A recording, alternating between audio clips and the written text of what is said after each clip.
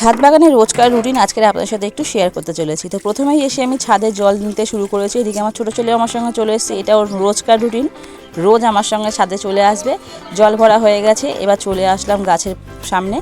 প্রথমেই দিয়ে দিলাম অপরাজিতা ফুল গাছের গোড়া, এবার দেবো নয়নতারা। নয়নতারাতে অল্প জল দেবো, বেশি জল পড়ে যাচ্ছে কদিন ধরে, তাই আমার পাতাগুলো হলুদ হয়ে গেছে।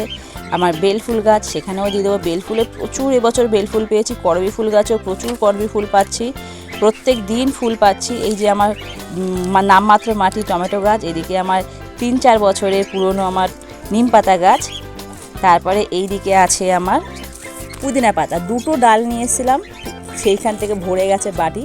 এই যে স্নেক প্ল্যান্ট, পাতা থেকে গাছ বেরিয়েছে, দেখুন কত গাছ বেরিয়েছে।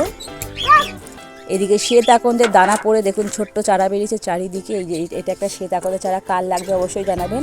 এই যে আমার ডাল থেকে করা রঙ্গন ফুল গাছ, আমার সমস্ত তুলসী গাছে জল দিয়ে দিলাম। এবার এই দিকে চলে আসুন, চন্দ্রমল্লিকা ফুল গাছে যে মেন গাছটা ছিল সেই গাছটা শুকিয়ে গেছে, আর আশপাশ দিয়ে দেখুন কত সুন্দর ছোট ছোট ছোট ছোট চারা বেরোচ্ছে গোড়া থেকে। তো সেই পুরনো ডালটা কেটে দিয়ে আমি অ্যালোভেরা জেল দিয়ে দেবো প্রতিটার মুখে, আর সমস্ত শুকনো পাতাগুলো বালতিতে তুলে দেবো। এদিকে দেখুন ছাদে একটা পিচবোর্ড পড়েছিল, সেটাও তুলে নিলাম।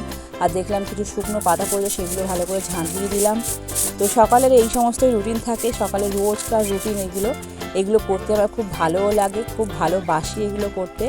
আর এইদিকে আমি দেখলাম যে শ্বেতাকুন্দ ফুল গাছে দেখুন পাতাগুলো শুকিয়ে গেছে, সেগুলোও তুলে নিলাম, হলুদ পাতাগুলো। আর এইদিকে আমার টমেটো গাছের পাতাগুলো শুকিয়ে গেছিলো, সমস্ত শুকনো পাতাগুলো আমি তুলে নিলাম, তুলে নিয়ে বালতিতে রেখে দিলাম। আর ওদিকে আমার অপরাজিতা ফুল গাছেও কিছু শুকনো ফুল হয়েছিল, সেগুলোও তুলে নেব।